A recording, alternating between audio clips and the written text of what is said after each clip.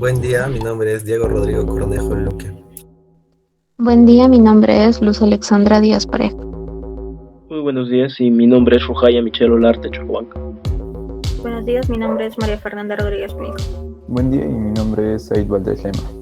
Nosotros somos estudiantes del quinto año de la Escuela Profesional de Física de la Universidad Nacional de San Agustín y en esta ocasión vamos a presentar nuestra exposición acerca de características de la radiación solar y atmósfera. En primer lugar, comenzamos a hablar como del Sol, que es una fuente de energía.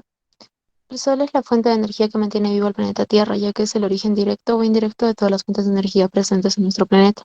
Es la estrella central de nuestro sistema solar, con un diámetro de 1.392.000 kilómetros y una masa equivalente a unas 300.000 veces la masa de la Tierra.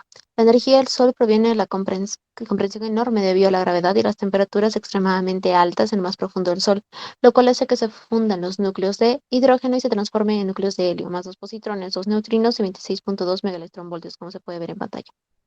Este proceso llamado fusión termonuclear libera energía radiante, en la cual una pequeña parte llega a la Tierra.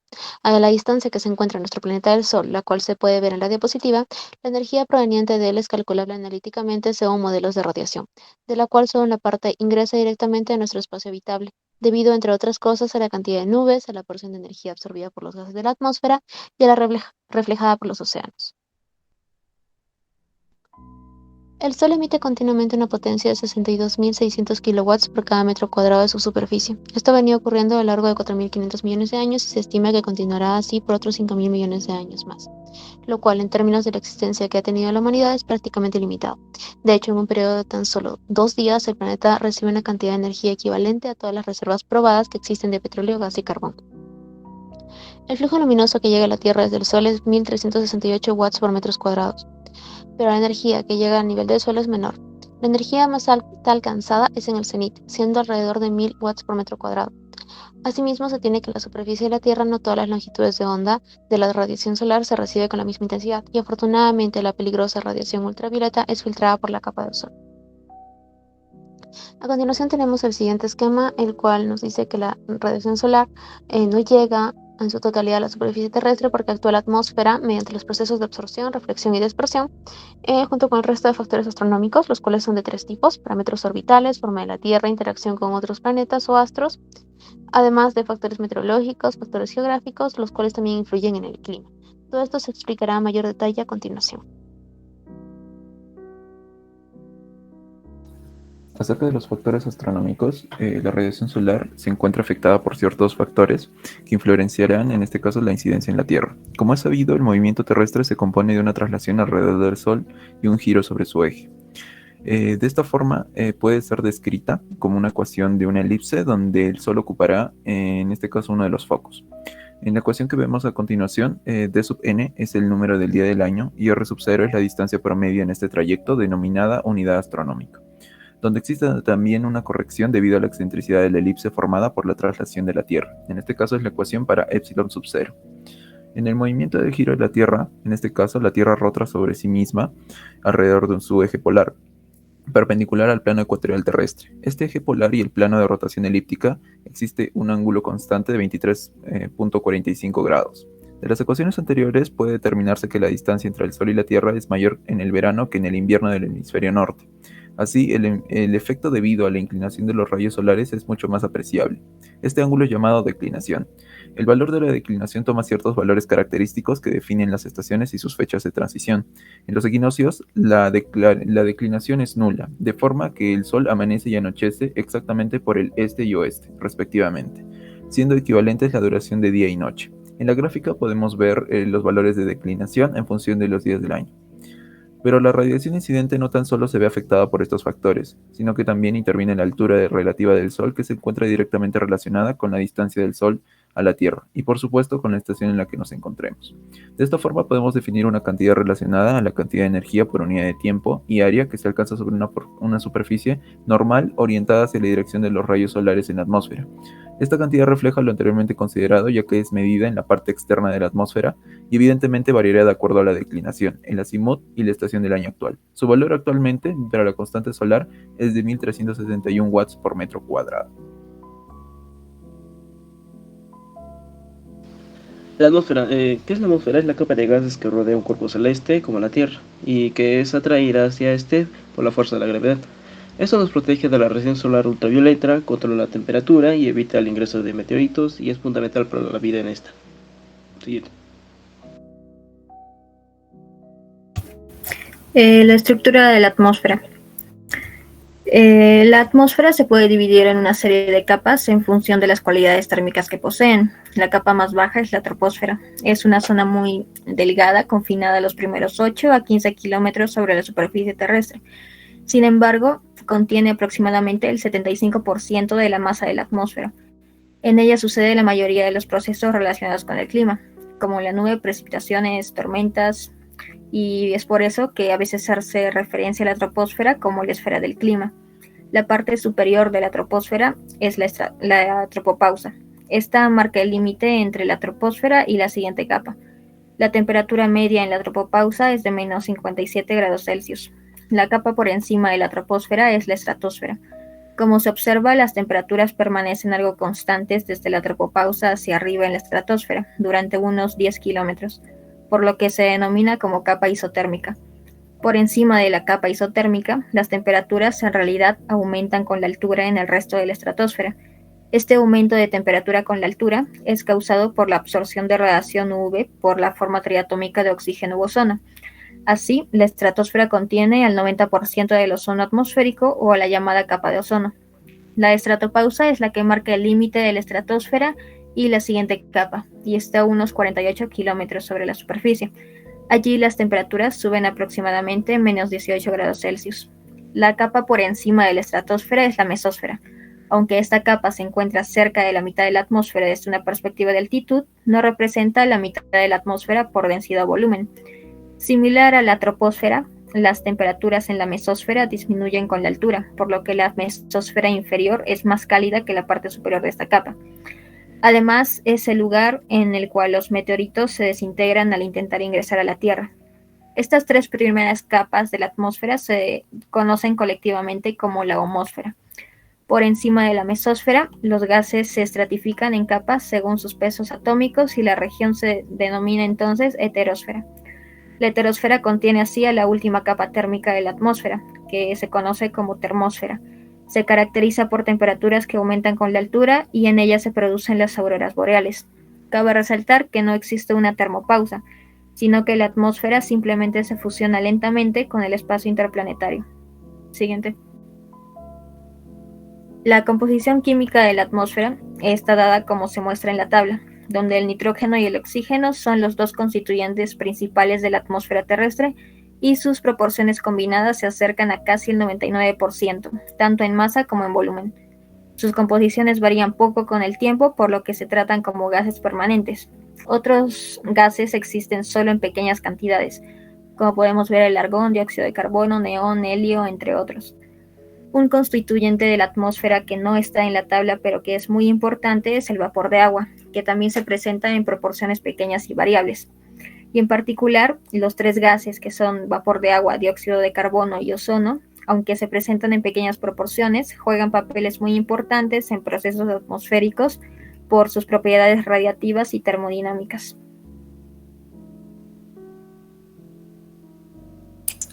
Un aerosol es una suspensión coloidal en el aire o algún otro tipo de gas de partículas microscópicas que pueden ser sólidas o líquidas.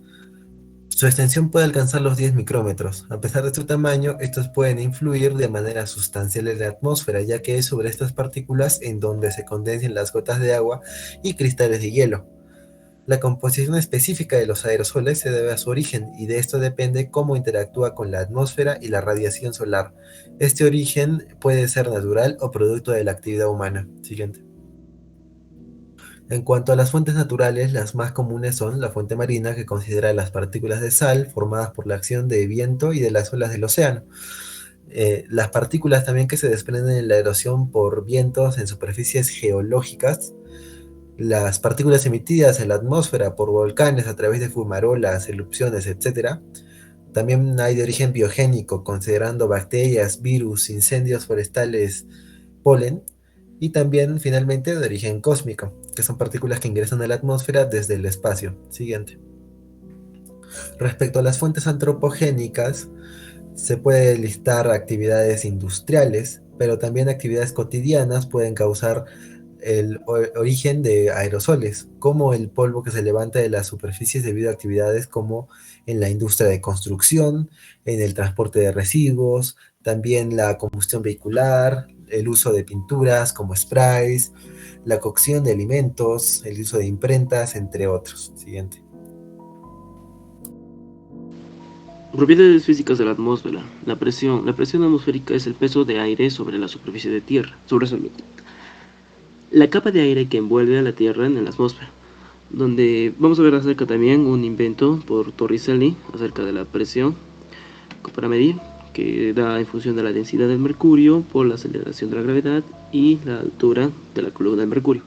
Esto para un instrumento que fue creado por Torricelli, a lo cual esta presión va a ser diferente en distintos puntos. A mayor altura, menos presión, menos altura, más la presión. Siguiente. ¿Cómo es con respecto a la temperatura? La temperatura en la atmósfera terrestre varía con la altitud. La relación entre altitud y a la temperatura es distinta dependiendo de cada atmósfera.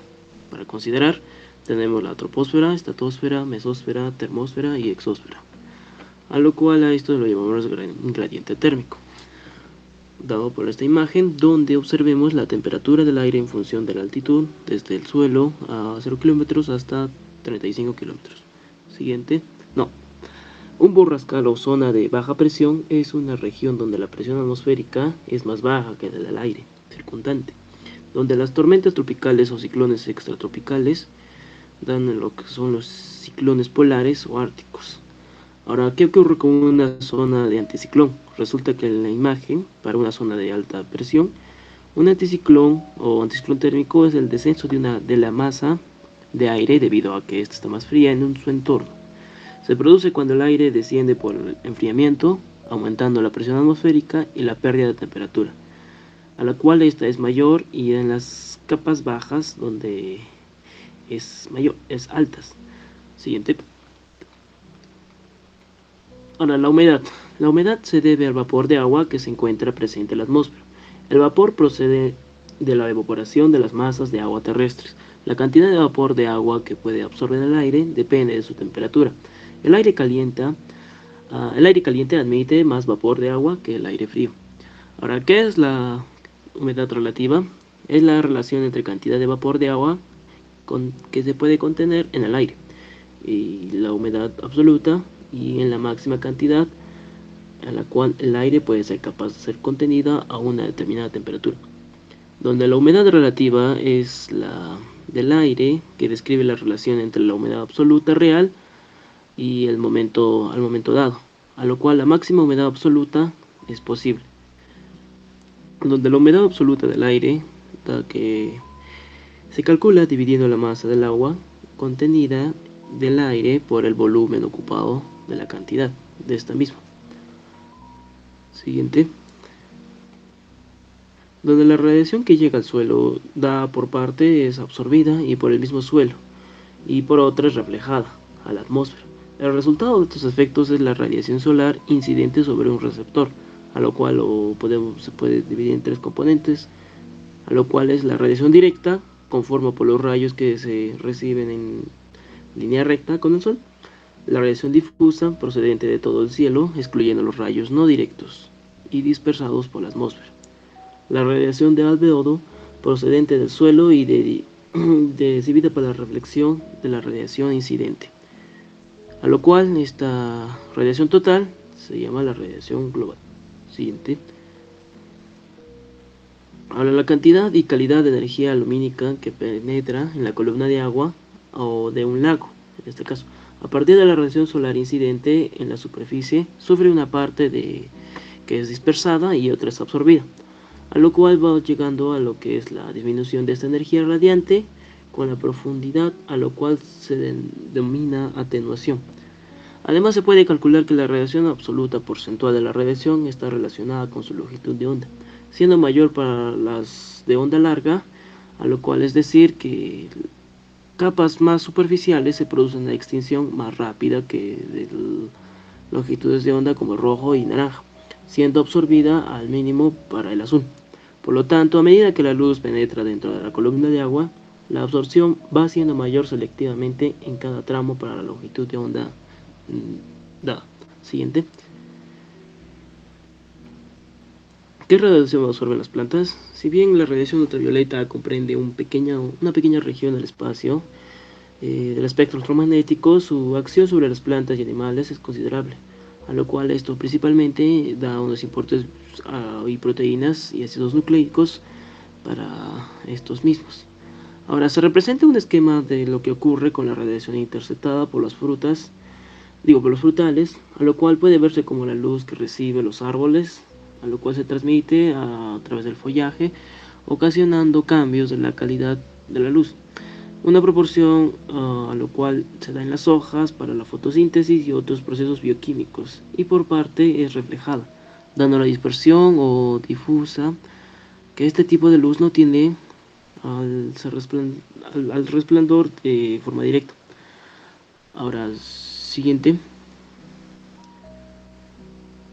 Vemos como el ambiente va afectando a lo que es la incidencia de la luz.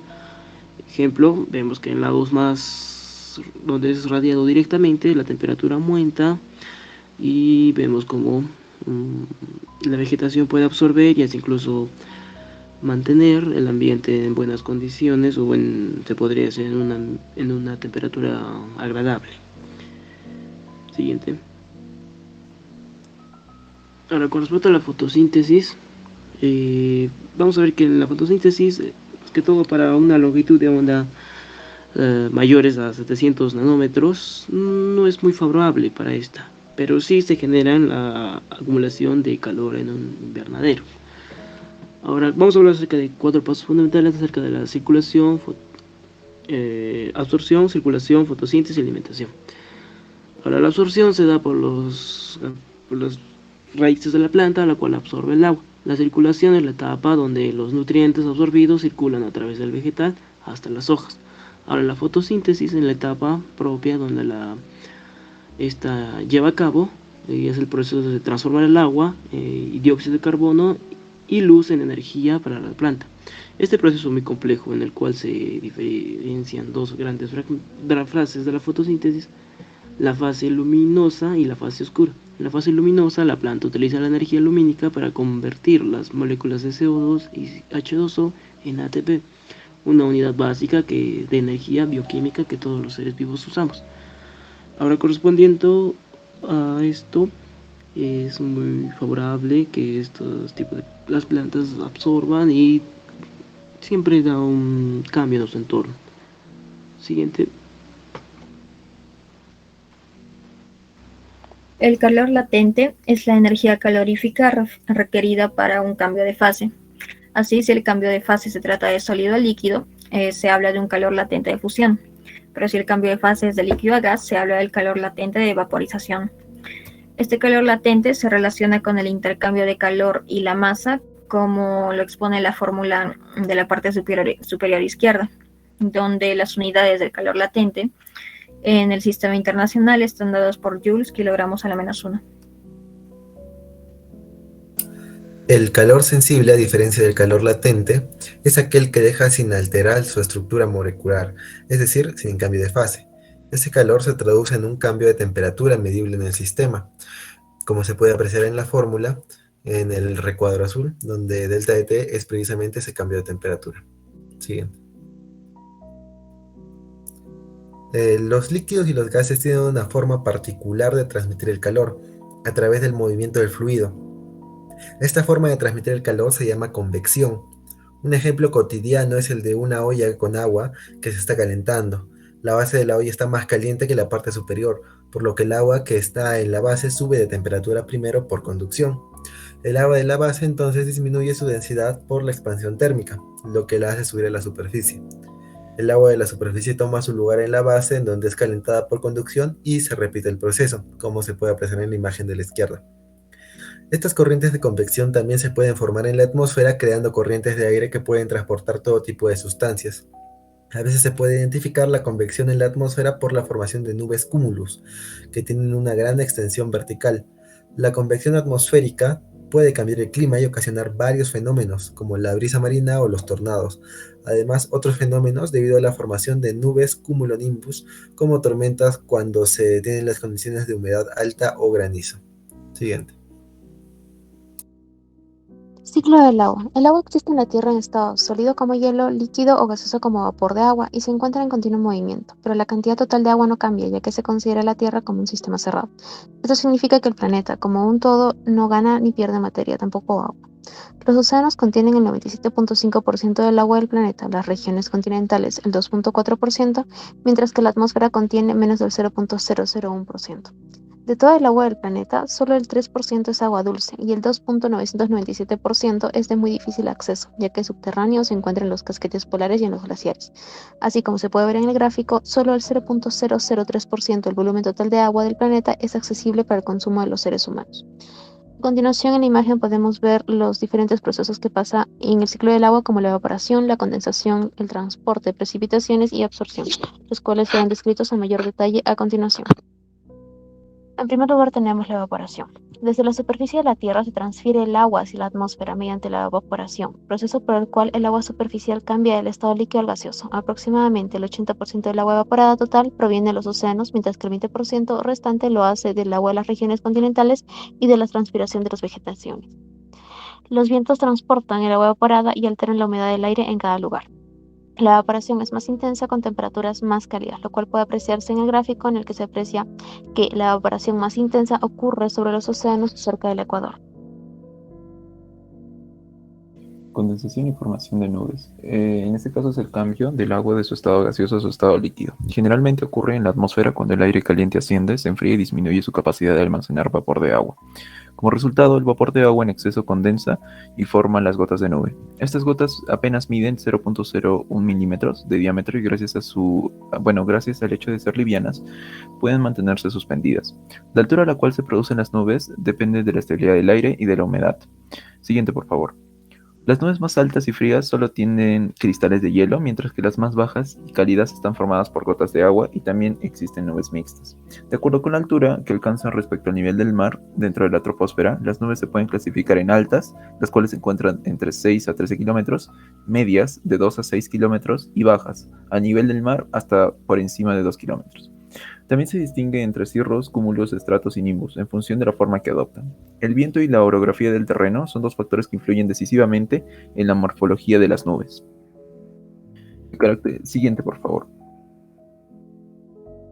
El característico color blanco de las nubes se debe a la incidencia de la luz solar en las gotitas de agua, a reflejar y dispersar simultáneamente todos los colores combinados. Los movimientos de ascenso que generan las nubes pueden ser producidos por convección en aire inestable, convergencia asociada con ciclones, actividad frontal y elevación del aire por la presencia en montañas, como podemos ver en la imagen.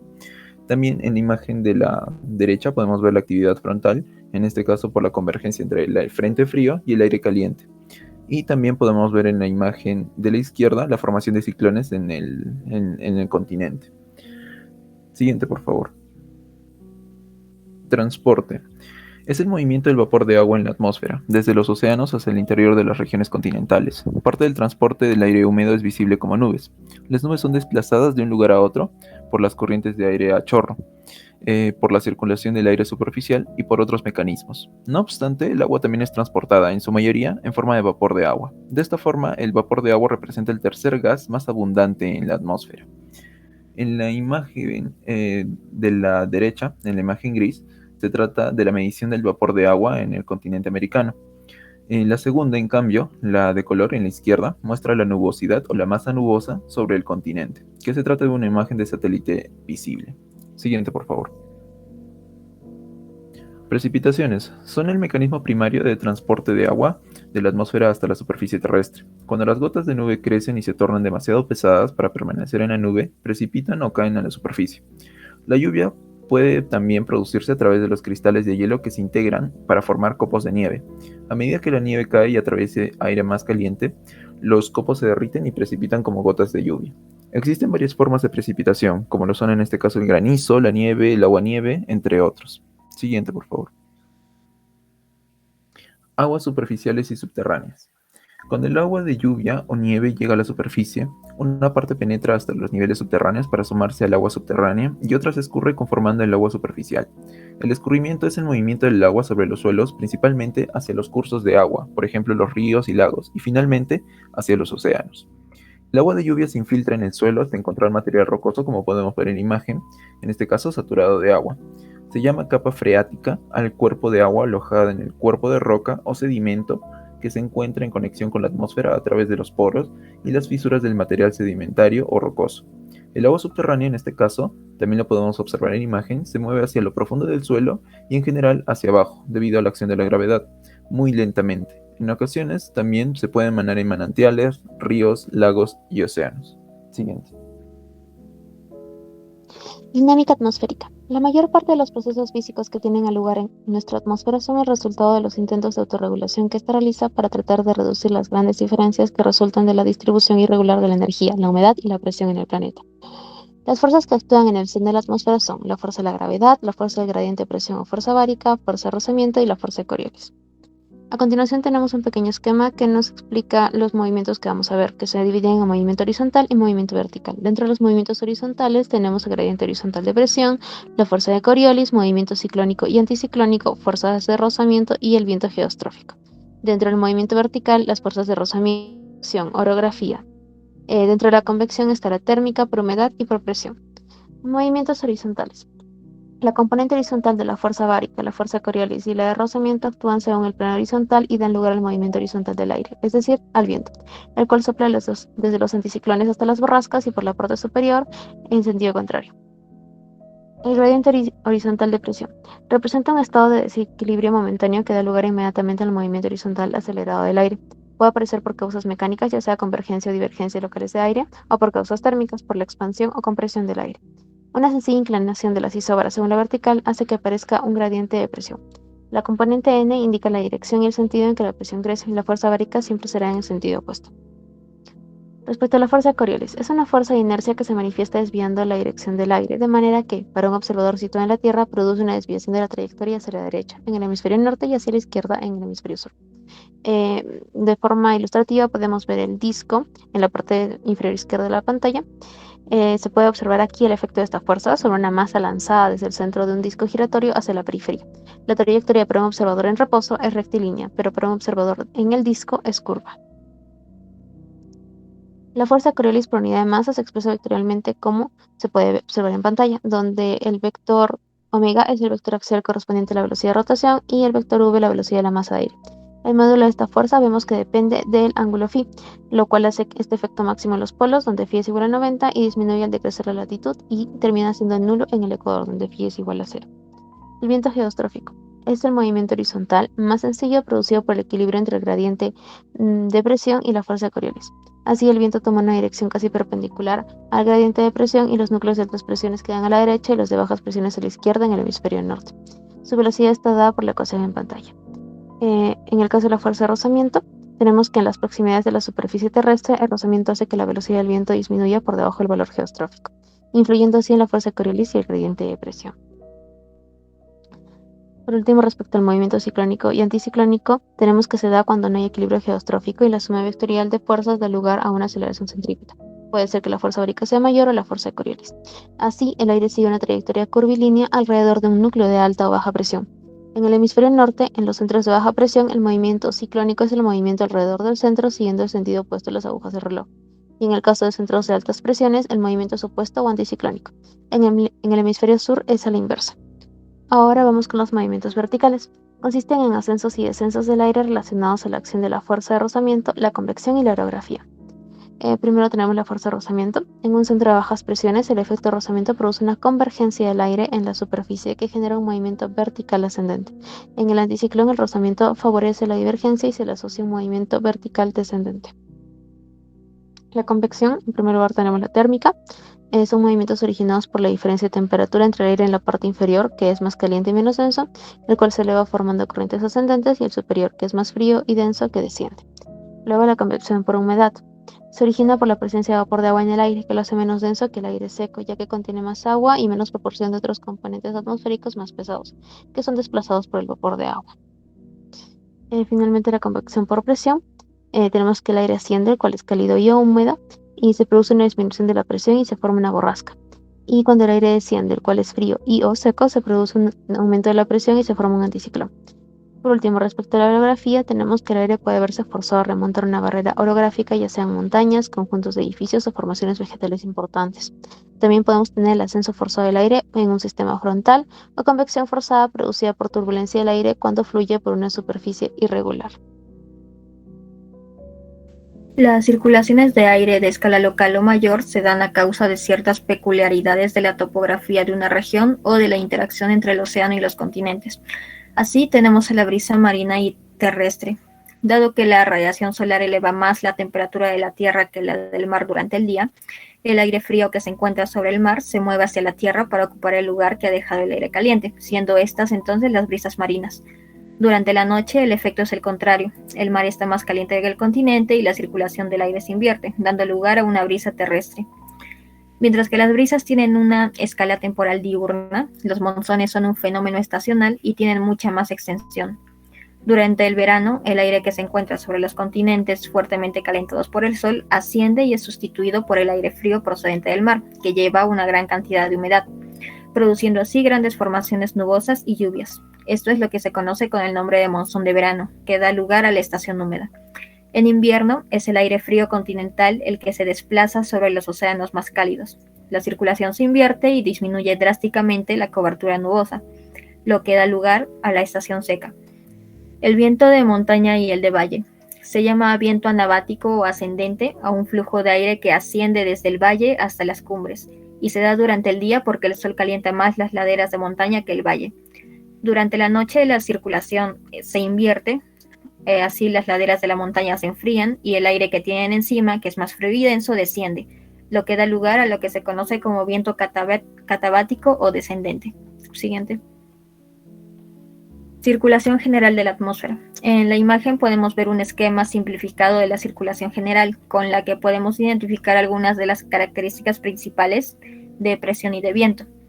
Podemos ver así a la llamada célula de Hadley, que es una célula de convección limitada entre los 30 grados de latitud y el ecuador. La zona intermedia de latitudes entre 30 y 60 recibe el nombre de zona templada, y en esta zona el transporte horizontal es muy importante. También podemos ver que la situación en el hemisferio sur es la simétrica, debido al efecto de Coriolis. Hay una zona de depresiones o de bajas presiones aproximadamente en los 60 grados de latitud en cada hemisferio, una franja anticiclónica hacia los 30 grados de latitud, de la cual parten los vientos alisios por un lado y los de poniente por el otro. Por los 30 grados precisamente de latitud se ubican las zonas de altas presiones subtropicales, donde el clima es muy seco y se encuentran los principales desiertos. Además, la zona de convergencia intertropical se ubica en el cinturón ecuatorial, donde los vientos alisios de ambos hemisferios convergen, de forma que se producen intensas corrientes verticales ascendentes. Es por esta razón que en el interior de esta zona prácticamente no hay viento en la superficie, y por eso se la denomina zona de las calmas ecuatoriales, donde la presión es muy baja y como el aire suele ser muy húmedo, su ascendencia continua produce intensas precipitaciones. Adicionalmente, la desviación del aire a latitudes bajas que son cerca del ecuador, más que por el efecto de Coriolis, se puede explicar en términos de la conservación del momento cinético en un efecto descrito por el modelo de Ferrel. Cabe resaltar que todas estas zonas no son continuas por la distribución irregular de océanos y continentes y por sus diferentes comportamientos térmicos. Siguiente. En la imagen de la izquierda se puede ver mejor el frente polar, que es la franja que separa en el hemisferio norte los vientos polares del noreste de los tropicales del sudoeste. En el hemisferio sur separa los vientos polares del sudeste de los tropicales del noreste. Este frente polar no es una línea que coincide con un paralelo geográfico sobre la superficie de la Tierra, sino que normalmente presenta ondulaciones y algunas discontinuidades. Es por ello que mientras en verano suele estar situado más hacia el norte, en invierno suele estar más hacia el sur. En la imagen de la derecha se presenta un perfil vertical de la troposfera que permite observar unas fuertes corrientes de aire que se conocen como corrientes en jet y tienen una repercusión fundamental en la dinámica atmosférica, ya que son un medio muy eficaz y rápido de propagación de la energía a grandes distancias.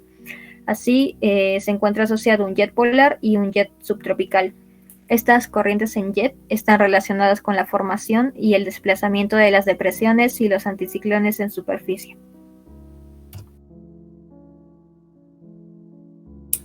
El balance de radiación solar atmósfera-Tierra. La energía que llega a la Tierra se redistribuye en una gran variedad de procesos, tanto de absorción como de reflexión o reemisión. El análisis de cómo esa energía fluye y se redistribuye en la Tierra se llama balance de energía. La Tierra absorbe aproximadamente 2/3 de la energía de radiación solar, mientras que el resto la refleja. Además, la propia Tierra emite radiación que es del mismo orden que la energía que refleja. Es por eso que a efectos prácticos el balance de energía en la Tierra es cero a largo plazo. La mayor parte de la radiación absorbida es debido a la absorción en la atmósfera, principalmente por el vapor de agua y en menor cantidad por el dióxido de carbono. Esta energía es convertida en energía térmica. Además, debido a que la superficie de la Tierra se encuentra a una media de 300 Kelvin, emite radiación por debajo del espectro visible. La radiación llegada a la Tierra reflejada se denomina albedo. De media, el albedo planetario es el 29%. Otro proceso es el de la transmisión de la radiación a través de la atmósfera, la cual dispersa la luz y causa la llamada radiación difusa. Para que el sistema Tierra-atmósfera emita toda la radiación que recibe, solo bastaría con que la Tierra tuviese una temperatura de menos 15 grados Celsius. Sin embargo, la temperatura terrestre es mayor debido a que el efecto invernadero, ya que algunos gases de la atmósfera retienen las ondas de longitud larga. Este aumento en la absorción se tiene que compensar con un aumento en la emisión, lo que se logra si es que la temperatura de la atmósfera aumenta. Aproximadamente 23% de la radiación que es absorbida por la atmósfera, por lo tanto el 48% es absorbida por la superficie terrestre. Un 5% de radiación es devuelta por convección, ya que la superficie terrestre está más caliente por lo general que la atmósfera y genera corrientes de convección. Un 25% es energía transportada por evaporación y un 17% se reemite como radiación del espectro infrarrojo. Todos estos procesos los pueden ver en el esquema que se ve en pantalla. Siguiente. En vista de que una parte de radiación que llega a la atmósfera es reflejada por las nubes y también por la misma superficie terrestre, denominamos albedo de una superficie a la fracción de energía solar incidente que es reflejada por esta. Las superficies claras como la nieve tienen un albedo mayor, esto es entre el 80 al 90%. En cambio, las superficies oscuras como los bosques está entre 5 a 20%. Del albedo promedio de la Tierra, el 22.8% aproximadamente pertenece a la reflexión de las nubes y el 8.8% de la superficie terrestre. Mientras más grande es el albedo, entonces podemos decir que menor capacidad de absorción tiene una superficie.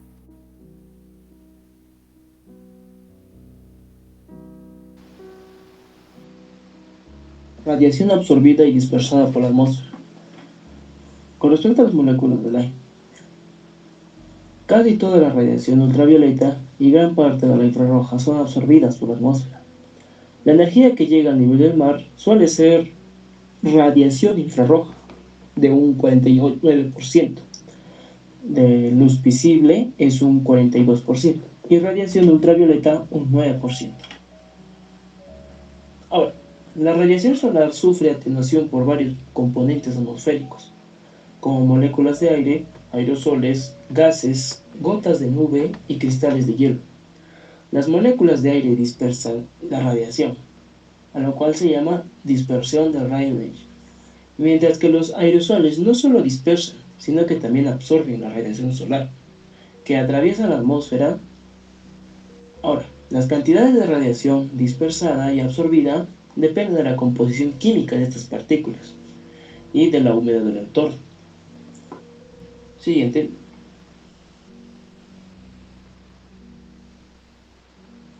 Aerosoles del aire. Las propiedades físicas del aerosol atmosférico son importantes para el entendimiento de sus efectos en el clima, salud y calidad de aire, destacando que al mencionar las mediciones físicas de las partículas del aerosol, uno de los puntos de este efecto es la calidad del aire y el calentamiento global, lo cual son fuentes y el proceso de formación de todas estas partículas, tanto primaria como secundaria. Estos dos tipos se diferencian en cuanto a su proveniencia de las mismas, donde las partículas primarias pueden ser provocadas o pueden provenir de la naturaleza o de procesos naturales, como de los océanos, suelos, vegetación o volcanes, como antrópicos, por procesos de combustión en zonas urbanas, rurales e industriales, mientras que para las secundarias se van desarrollando desde la conversión de moléculas de gases precursoras a partículas, hasta la condensación. Siguiente, donde los aerosoles en la atmósfera terrestre no solo contienen diversos gases en cantidades variables, también contienen una serie de partículas líquidas y sólidas suspendidas en el aire, a la cual nosotros llamamos aerosoles. La fuente de estos aerosoles puede ser natural, pero también puede ser producido de las actividades humanas, como ya mencioné. Siguiente. El vapor de agua. Un dato curioso es que absorbe aproximadamente 5 veces más radiación terrestre que todos los otros gases combinados, a lo cual contribuye a elevar la temperatura de la baja troposfera, lugar donde se desarrolla la vida. ¿Qué emite el vapor de agua? El vapor de agua es responsable de la humedad ambiental en ciertas condiciones. A alta concentración por parte del agua que se está formando en forma de vapor. Se condensa constituyendo gotas de agua líquida en suspensión. Y así se forma la niebla o en alturas mayores sobre el suelo, a lo cual serían las nubes. Ahora, el efecto produce la concentración de vapor en el agua en la atmósfera. ¿Qué efecto produce esto? Que algunos gases atmosféricos, tales como el vapor de agua y el CO2, absorben y remiten energía infrarroja desde la atmósfera hacia la superficie terrestre. Este proceso es en efecto a lo que nosotros llamamos invernadero. Hace que la temperatura media de la superficie sea de 33 grados Celsius, más alta de lo que sería en ausencia de dichos gases. Siguiente. Considerando ahora uno de los fenómenos, en este caso recurrentes, acerca de la incidencia de la luz solar en la atmósfera, la dispersión de Rayleigh. La dispersión de Rayleigh, llamada así por el físico británico Lord Rayleigh, se trata de un fenómeno físico en el cual se presenta una dispersión predominante, en este caso elástica, de la luz, o cualquier otra radiación electromagnética, debido a la presencia de partículas mucho más pequeñas que la longitud de onda de la luz incidente. Se encontró que para frecuencias muy pequeñas, a comparación que las frecuencias, en este caso de resonancia de las partículas, llamada también como régimen de dispersión normal, la cantidad de dispersión es inversamente proporcional a la cuarta potencia de la longitud de onda. En este caso, la dispersión de Rayleigh resulta de la polarización eléctrica de las partículas que causan la dispersión, logrando formar dipolos radiantes que logramos ver como luz dispersa. Este fenómeno puede ocurrir tanto en sólidos como en líquidos transparentes, pero como ya se mencionó, es mucho más común en los gases. Podemos ver en este caso la presencia de la ecuación de dispersión presentada en pantalla, donde en este caso alfa es la polarización o el nivel de polarización de las moléculas suspendidas. Este proceso nos indica que cuando la luz incidente del Sol se polariza por la presencia de partículas en la atmósfera, como gases, oxígeno, nitrógeno, helio, ozono, y también material particulado, y según la dependencia con el inverso a la cuarta de la longitud de onda, se determina que las luces de longitud, en este caso de onda corta, sufren mayor dispersión que las largas. Es decir, que el cielo tendrá un color predominante, que en este caso se tratará del azul, debido a que tiene una longitud de onda mucho más corta que el resto de colores, como podemos ver en imagen, en la predominancia del color azul en el color del cielo. Siguiente, por favor. La dispersión de Mie es una solución de las ecuaciones del electromagnetismo, más específicamente a las ecuaciones de Helmholtz, para el caso de la radiación incidiendo sobre un cuerpo esférico con extensión de igual magnitud o de mayor a la longitud de onda de las incidente. A diferencia de la dispersión de Rayleigh, la dispersión de Mie describe una preferencia para ángulos cortos de dispersión, Es decir, que la mayor parte del haz dispersado se concentra en la región frontal del objeto si se considera que la luz llega por la parte anterior del mismo, como se puede ver en la segunda imagen.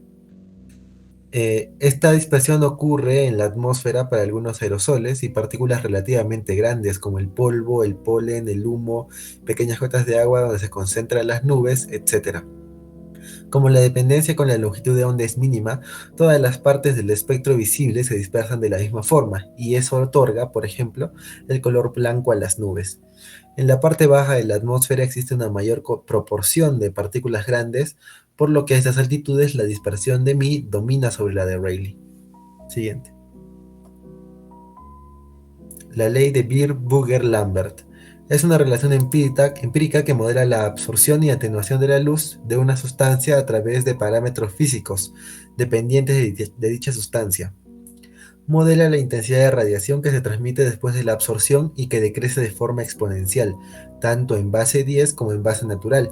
Para la primera base, el exponente A se denomina absorbancia y es proporcional a la longitud del camino recorrido por la luz, el coeficiente de extinción característico de cada sustancia y a su concentración molar.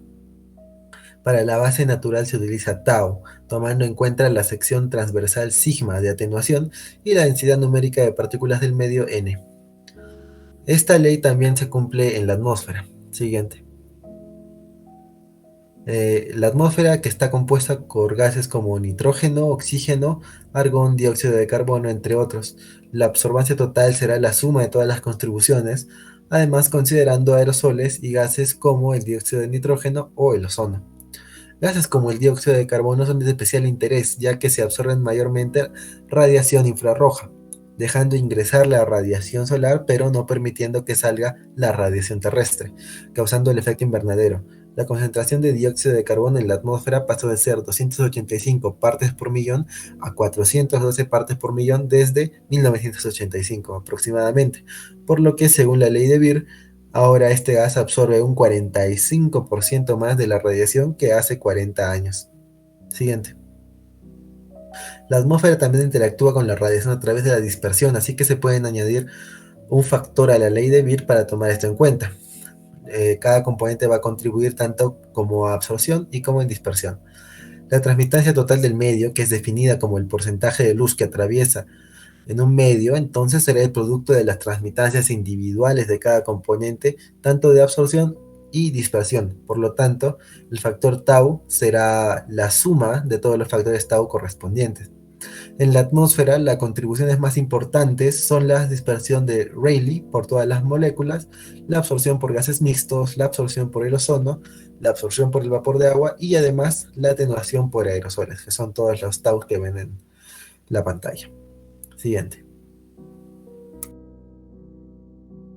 Considerando ahora los componentes de la radiación solar, la radiación emitida por el Sol logra atravesar el espacio vacío propagándose en todas direcciones sin sufrir pérdidas considerables por interacción con la materia. Sin embargo, la irradiancia solar, que es formalmente definida como la densidad de flujo radiante solar, logra ser atenuada de acuerdo con el cuadrado de la distancia. Además, también se define la constante solar, que también se ha mencionado anteriormente, como el valor de irradiancia solar incidente en un plano normal al vector Sol-Tierra. Se acepta un valor promedio para la constante solar B sub 0 de 1367 watts por metro cuadrado, propuesto por la Organización Meteorológica Mundial. En este caso, se distinguen tres tipos de radiación solar en función de cómo inciden los rayos del Sol sobre la superficie terrestre. La primera es la directa, es la cual se recibe directamente del disco solar en dirección perpendicular a los rayos solares. Luego tenemos la difusa, es aquella que se recibe desde todo el hemisferio celeste, en este caso, a excepción hecha del disco solar.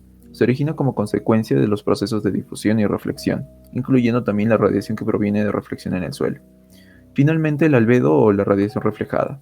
Una parte de la radiación que incide sobre la Tierra, en promedio un 6%, vuelve por reflexión a la atmósfera. La porción de la radiación de onda corta de vuelta a la atmósfera depende del coeficiente de reflexión de la superficie, que es lo que llamamos albedo, que varía básicamente con el ángulo de incidencia de la radiación y con el color y la textura de la superficie reflectante.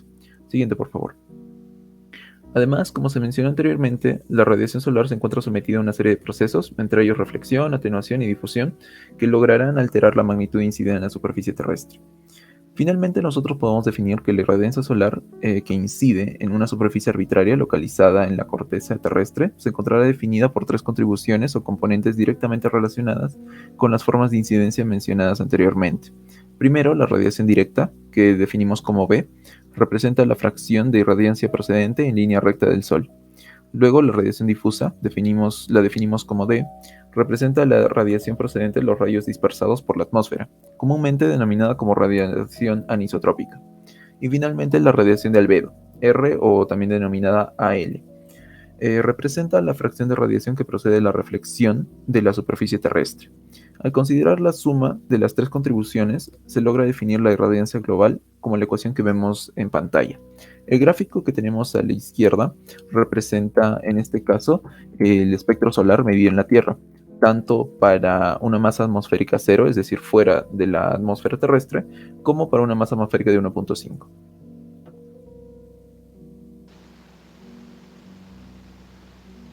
Radiación de onda larga emitida por la Tierra. ¿Qué tipo de radiación emite la Tierra? La radiación terrestre es la radiación térmica emitida por la Tierra, como consecuencia de su temperatura. Todos los cuerpos negros a una temperatura determinada emiten radiación a su entorno, a lo cual ésta también absorbe la radiación de estos mismos. Ahora, ¿qué es la radiación de onda larga? La radiación terrestre es la radiación de onda larga emitida por la superficie de la Tierra y por los gases. Los aerosoles y las nubes de la atmósfera son también parcialmente absorbidos dentro de la atmósfera. Ahora, ¿qué son los rayos de onda corta? La onda corta es una radiación no ionizante que logra sus efectos debido a que logra el aumento de la temperatura en profundidad y a la intensidad del campo magnético, que generalmente reciben también otros nombres y son conocidos como hipertermia y diatermia. Siguiente.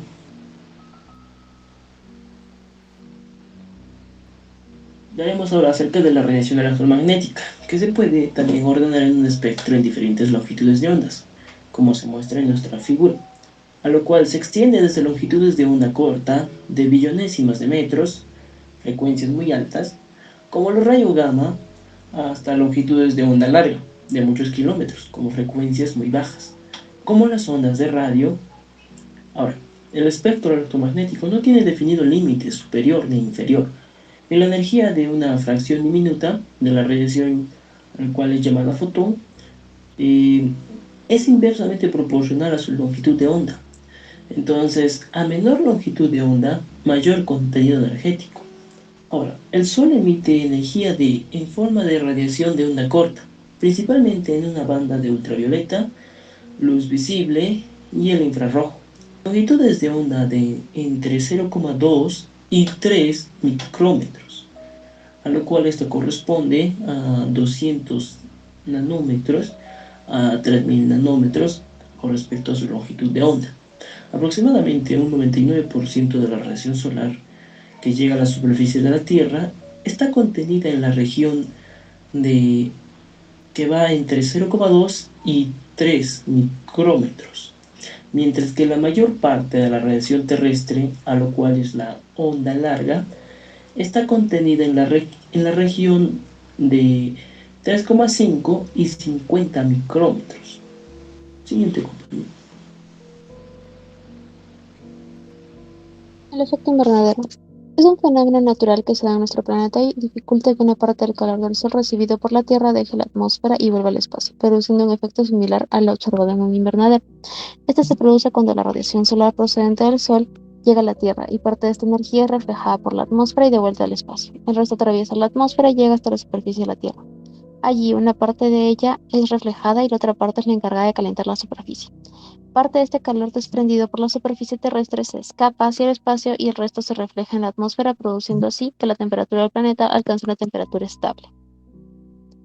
Este fenómeno natural es el responsable de que en nuestro planeta tengamos una temperatura que permite el desarrollo de la vida. Esto se debe a la fina capa de gases que recubre la superficie terrestre llamada atmósfera. Dentro de los gases de efecto invernadero destacan el dióxido de carbono, el vapor de agua, el metano, el óxido de nitrógeno, los gases industriales, sintéticos fluorados y el propio ozono. Sin embargo, no todos estos gases tienen la misma capacidad de absorber la radiación térmica. El metano es 20 veces más efectivo como gas de efecto invernadero, pero el dióxido de carbono es el más relevante de todos estos gases, ya que supone el 60% total de todos los gases de efecto invernadero. Este progresivo aumento de CO2 a partir de la revolución industrial se ve influenciado por el continuo crecimiento de la población, como se puede observar en las gráficas, que se encuentra relacionado el crecimiento de la población con el incremento del dióxido de carbono a partir de 1750 hasta los años 2000. Dentro de las causas del efecto invernadero tenemos el efecto invernadero natural, en donde la fuente energética medioambiental que influye en el clima es la radiación solar, radiación de onda corta, donde una parte de esa radiación saliente queda atrapada por los gases de efecto invernadero producidos de forma natural, que son el vapor de agua, el dióxido de carbono, ozono, metano, óxido nitroso y por las nubes. Mientras que en el antropogénico está directamente relacionado con la acción del hombre. Actividades como la explotación de combustibles fósiles, la deforestación, la agricultura, entre otras, han provocado que desde comienzos de la industrialización el porcentaje de gases de efecto invernadero en la atmósfera haya aumentado, ello con consecuencias directas en el cambio climático. Instrumentos de medición de radiación solar. Para realizar mediciones referentes a la radiación solar se disponen de equipos que se llaman radiómetros. Y, por ejemplo, tenemos el pirheliómetro, que tiene como objetivo fundamental el de medir la radiación solar directa de un determinado espacio en presencia de la incidencia de rayos solares. Según la Organización Meteorológica Mundial, los pirheliómetros se pueden clasificar en pirheliómetros patrón primarios, que son también llamados pirheliómetros absolutos, permiten definir la escala de irradiancia total sin recurrir a fuentes o radiadores de referencia, por lo que deberían utilizarse solo en laboratorios especializados. Los pirheliómetros patrón secundarios son un pirheliómetro absoluto que no cumple todas las especificaciones o que no están plenamente caracterizados y pueden usarse como patrones secundarios si son calibrados por comparación con el grupo de normalización mundial. Además, son de gran fiabilidad por su precisión y recomendables por su portabilidad. Los pirheliómetros de campo y red suelen utilizar una termopila como detector y presentan una geometría del campo visual a la de los pirheliómetros patrón. Son usados para registro continuo de la radiación solar. El tipo de uso del pirheliómetro puede dictar así la selección de un tipo particular de instrumento. Las marcas más comunes son Kipisonen o ECO.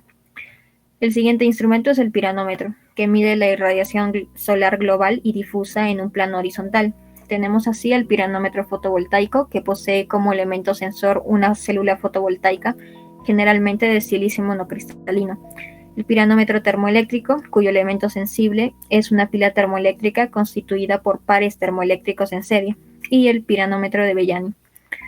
Para la medición de la radiación solar difusa, se realiza utilizando el piranómetro sobre un plano horizontal y otorgándole una serie de recursos móviles o fijos con el fin de evitar que la radiación directa alcance al receptor.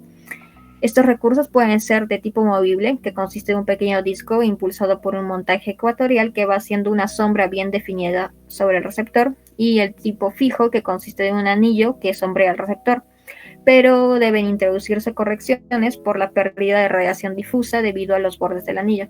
Siguiente. El pirgeómetro, a diferencia de los anteriores radiómetros, se caracteriza por tener un detector semiesférico que realiza las funciones de medir las señales infrarrojas que llegan hacia la superficie, en cualquier orientación o sentido. Es por ello que se instalan generalmente en lugares libres de obstáculos. El albedómetro es un instrumento que mide la radiación solar global reflejada y el albedo solar con mayor precisión. Se compone de dos piranómetros con sensores de termopila. El piranómetro orientado hacia arriba mide la radiación global, que es la directa más difusa, que incide en un terreno, mientras que el orientado hacia abajo mide la radiación global reflejada por el terreno. Siguiente. El seguidor solar. Al construir una estación para medir la radiación solar, el seguidor solar es la base que soporta los instrumentos como por ejemplo los pirheliómetros y piranómetros. Es así que pueden montar el conjunto de sombreado y demás accesorios de montaje como se ve en la imagen de la izquierda. Puede tener una carga útil de aproximadamente 80 kilogramos, lo que le permite soportar instrumentos pesados. En la gráfica de la derecha se observa a las curvas típicas dadas por un seguidor solar durante el día, por lo que constituyen a mediciones de banda ancha, donde la curva azul pertenece a la radiación directa obtenida por el pirheliómetro. La curva roja es de radiación global, la que se mide con el piranómetro, y la radiación difusa, que es la curva verde, obtenida mediante el piranómetro, pero con el sistema de sombreado. Estas curvas de irradiancia presentan unidades de potencia, que son watts sobre metro cuadrado, por lo que el área bajo estas curvas representarían a la energía de la radiación solar por unidad de superficie. Siguiente. El espectroradiómetro, por último, es un instrumento utilizado para actividades de investigación solar que requieren información espectral medida en un rango espectral muy amplio, puesto que puede cubrir este rango de 300 nanómetros a 2550 nanómetros. Esto corresponde a casi el 98% del espectro solar terrestre, que está representado en la gráfica de la derecha. La medición de la radiancia espectral es imprescindible para comprender el efecto de la distribución no uniforme de la energía del Sol. Así, mientras que los pirheliómetros y piranómetros de termopilas son más adecuados para cuantificar la radiación global directa o difusa, los espectroradiómetros brindan detalles sobre la distribución de energía, que es más importante para la investigación y el análisis de rendimiento de células fotovoltaicas. Este instrumento también puede ir montado en un seguidor solar, como se dispone en la imagen, de modo que garantice un seguimiento solar preciso y un señalamiento por los sensores solares adjuntos. Siguiente. La radiación solar en Arequipa. Estas gráficas presentadas muestran el comportamiento de la radiación solar global en función del tiempo en el periodo 2012-2013. En el gráfico de la izquierda, que está en unidades de watts sobre metro cuadrado, los valores correspondientes a los meses de verano, diciembre, enero, febrero y marzo, registran un aumento en el nivel de radiación promedio diario de 600 a 700 watts por metro cuadrado.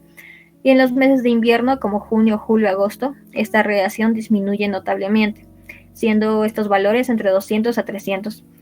En cuanto al gráfico de la derecha, el cual se encuentra en unidades de energía, los valores correspondientes a los meses de verano llegan a valores máximos entre 25 a 30 megajoules por metro cuadrado, y en los meses de invierno los valores máximos están entre 10 a 15. Por lo tanto, podemos ver un comportamiento similar para ambas gráficas. Siguiente. En la figura de la izquierda, la radiación ultravioleta está graficada en índice en función al tiempo con datos promedios diarios para el periodo 2012-2013, donde se ve que en los meses de verano se tiene un índice alto de radiación ultravioleta entre 6 a 7 en relación a la estación de invierno con índices de 3 a 4.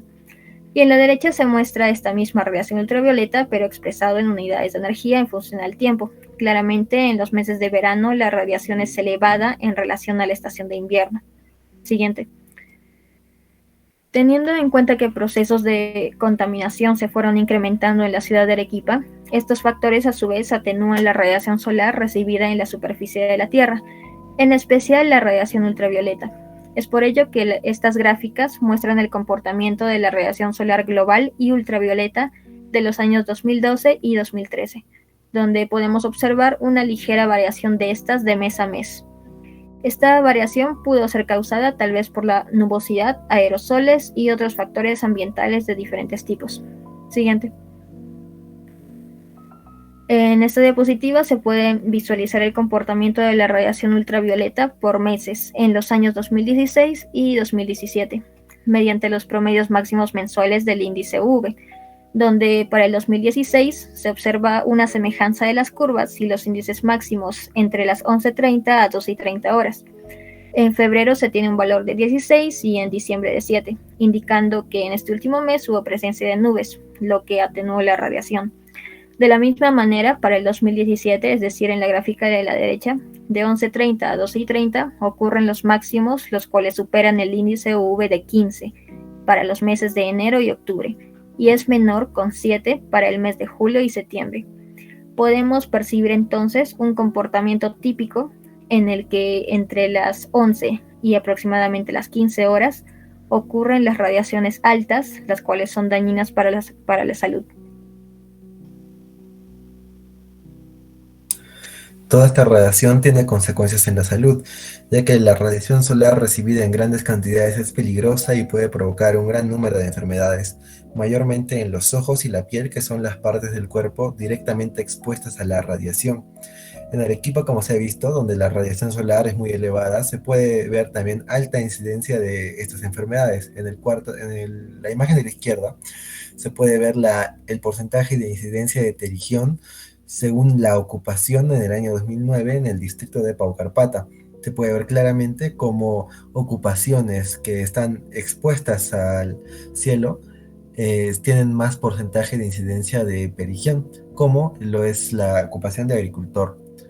En la imagen de la derecha se tiene el porcentaje de incidencia de otras condiciones. En el año 2019 en el distrito de Caima se puede ver el porcentaje de incidencia del eritema solar, de manchas, de melanoma y de cataratas. Siguiente. Acá pueden ver las referencias usadas en esta exposición y esto sería todo. Gracias.